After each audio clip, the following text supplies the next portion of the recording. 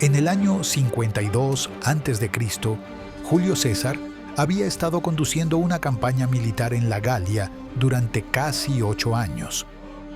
Lo que había comenzado como una serie de intervenciones en conflictos locales se había transformado en una guerra de conquista que extendió el dominio romano sobre vastos territorios que hoy corresponden a Francia, Bélgica y partes de Suiza y Alemania. Sin embargo, la resistencia gala no había sido completamente quebrada, y un líder carismático estaba a punto de unificar a las tribus galas en un último y desesperado intento por expulsar a los romanos de sus tierras. Este líder era Vercingetorix, un joven noble de la tribu de los Arvernos. A diferencia de otros líderes galos que habían enfrentado a César en el pasado, Vercingetorix demostró ser un estratega capaz y un líder inspirador que logró lo que parecía imposible: unir a las numerosas tribus galas bajo un mando único.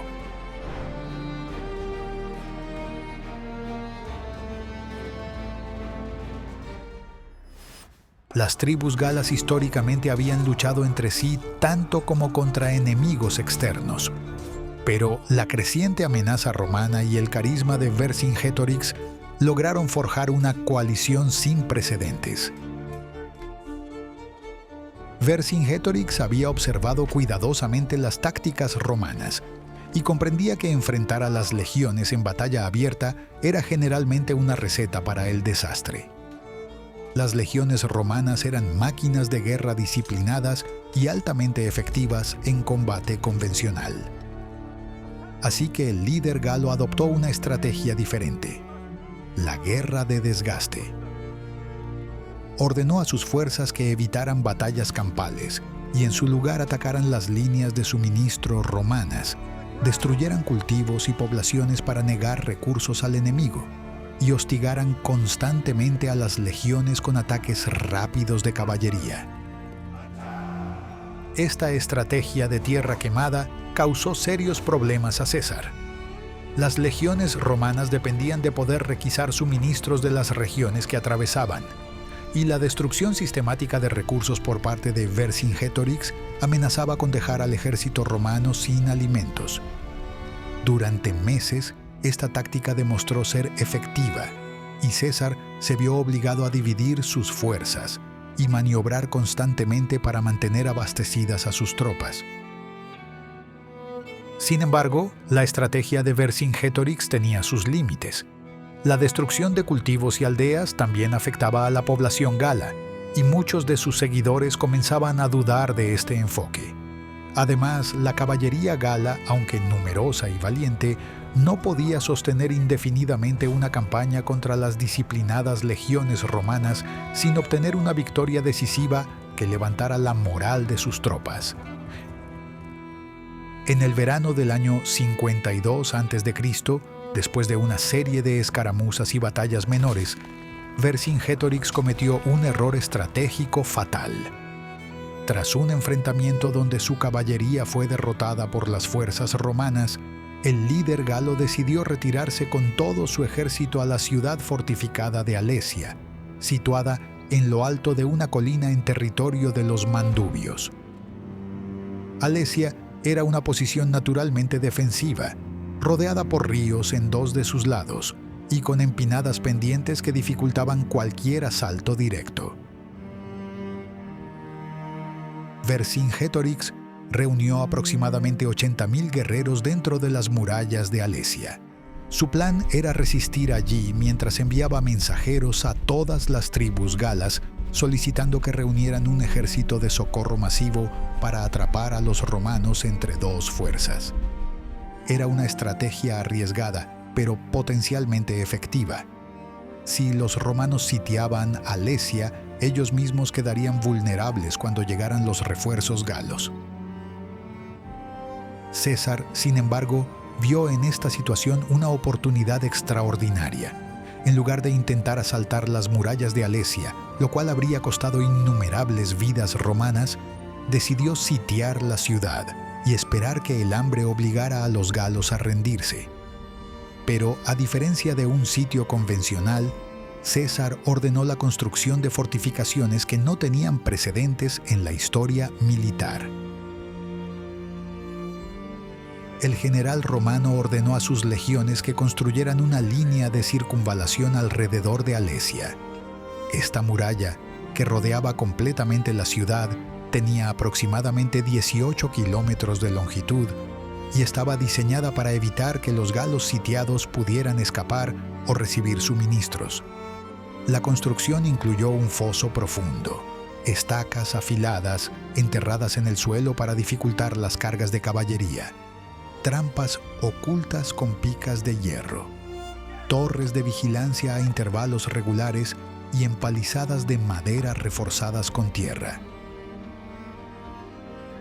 Pero César no se detuvo allí. Sabiendo que Vercingetorix había enviado mensajeros solicitando refuerzos, el general romano ordenó la construcción de una segunda línea de fortificaciones, esta vez mirando hacia afuera.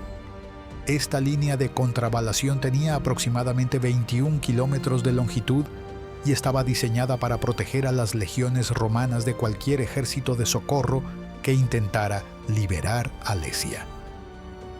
En efecto, César había creado dos murallas, una para mantener a los galos dentro y otra para mantener a los refuerzos galos fuera. La construcción de estas fortificaciones dobles fue una obra de ingeniería monumental. Miles de legionarios trabajaron día y noche cavando fosos, levantando empalizadas, construyendo torres y preparando trampas. Los soldados romanos no eran solo guerreros, eran también ingenieros entrenados, y esta habilidad para construir fortificaciones complejas rápidamente era una de las ventajas más significativas de las legiones. Mientras tanto, dentro de Alesia, la situación comenzaba a deteriorarse. Vercingetorix había reunido un gran ejército, pero no había calculado adecuadamente cuánto tiempo podrían resistir con los suministros disponibles. La ciudad no estaba preparada para sostener a 80,000 guerreros durante un sitio prolongado. Conforme pasaban las semanas, los alimentos comenzaron a escasear. Vercingetorix tomó la difícil decisión de expulsar de la ciudad a los civiles, esperando que César los dejara pasar a través de sus líneas. De esta manera, habría menos bocas que alimentar y los guerreros podrían resistir más tiempo. Sin embargo, César rechazó permitir que los civiles atravesaran sus fortificaciones. El general romano sabía que si dejaba pasar a los civiles, estaría aliviando la presión sobre los defensores de Alesia. Así que los civiles galos quedaron atrapados entre las murallas de la ciudad y las fortificaciones romanas, muriendo lentamente de hambre en tierra de nadie. Finalmente, después de semanas de espera, el ejército de socorro galo llegó. Los mensajeros de Vercingetorix habían logrado reunir una fuerza masiva compuesta por guerreros de todas las tribus de la Galia. Las estimaciones varían, pero fuentes antiguas hablan de un ejército de más de 200,000 hombres. Era probablemente la mayor concentración de fuerzas galas jamás reunida. César ahora enfrentaba una situación crítica. Sus aproximadamente 60,000 legionarios estaban atrapados entre el ejército sitiado dentro de Alesia y el enorme ejército de socorro que se aproximaba desde el exterior. Los romanos estaban superados en número de más de 4-1. Si las fortificaciones fallaban en cualquier punto, las legiones podrían ser destruidas completamente. El ejército de socorro galo lanzó su primer ataque coordinado con las fuerzas de Vercingetorix. Los galos dentro de Alesia atacaron las fortificaciones interiores, mientras los refuerzos atacaban las fortificaciones exteriores. César tuvo que dividir sus fuerzas para defender ambas líneas simultáneamente. Los combates fueron feroces y las bajas considerables en ambos bandos. Las fortificaciones romanas demostraron su valor. Los fosos y trampas ralentizaban los ataques galos, dando tiempo a los legionarios para reagruparse y rechazar las embestidas. Las torres de vigilancia permitían a los romanos coordinar sus defensas y mover rápidamente refuerzos a los puntos críticos. Sin embargo, la presión era constante y los soldados romanos estaban exhaustos de defender dos frentes simultáneamente. Los ataques galos continuaron durante días. Vercingetorix y los comandantes del ejército de socorro intentaban coordinar sus ofensivas para maximizar la presión sobre los romanos. En uno de estos ataques coordinados, los galos lograron identificar un punto débil en las fortificaciones del lado norte, donde el terreno montañoso había dificultado la construcción de defensas tan robustas como en otros sectores. El ejército de socorro concentró un ataque masivo en este punto débil. Miles de guerreros galos se lanzaron contra las fortificaciones mientras Vercingetorix atacaba simultáneamente desde el interior. La situación se volvió desesperada para los romanos. Los defensores en el sector norte estaban siendo abrumados por la cantidad de atacantes. César personalmente lideró la defensa de este sector crítico. El general romano, reconocible por su distintiva capa púrpura, se movió de un punto de crisis a otro, reorganizando las defensas y liderando contraataques. Su presencia visible en el campo de batalla inspiró a sus legionarios a resistir contra probabilidades abrumadoras. En el momento más crítico de la batalla, cuando parecía que las defensas romanas podrían colapsar, César ordenó un movimiento audaz. Reunió su caballería de reserva y algunas cohortes de infantería, y las envió a rodear la posición del ejército de socorro. Esta fuerza romana atacó la retaguardia gala justo cuando los galos estaban concentrados en romper las fortificaciones romanas por el frente. El ataque por la retaguardia causó confusión y pánico entre los galos. Los guerreros que estaban atacando las murallas romanas se encontraron repentinamente siendo atacados desde atrás. La formación gala se desintegró en el caos. Los legionarios romanos, viendo la oportunidad, lanzaron una contraofensiva desde las fortificaciones. El ejército de socorro galo, atrapado entre las fortificaciones romanas y la caballería que atacaba su retaguardia, comenzó a retirarse en desorden. La retirada se convirtió rápidamente en una derrota total cuando miles de guerreros comenzaron a huir del campo de batalla. Las pérdidas galas fueron devastadoras. Dentro de Alesia, Vercingetorix observaba horrorizado cómo el ejército de socorro era destruido. El líder galo comprendió que la situación era desesperada. Los suministros dentro de la ciudad estaban completamente agotados. Sus guerreros estaban debilitados por el hambre, y ahora el último ejército capaz de rescatarlos había sido derrotado. Vercingetorix reunió a sus comandantes y tomó una decisión difícil. Para salvar las vidas de sus hombres, decidió rendirse personalmente a César. Al día siguiente, el líder galo cabalgó fuera de las puertas de Alesia y se entregó al general romano.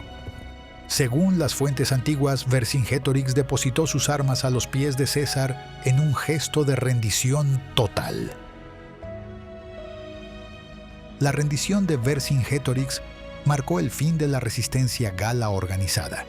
César distribuyó a los prisioneros entre sus legionarios como esclavos, excepto a Vercingetorix, quien fue enviado a Roma para ser exhibido en el triunfo de César.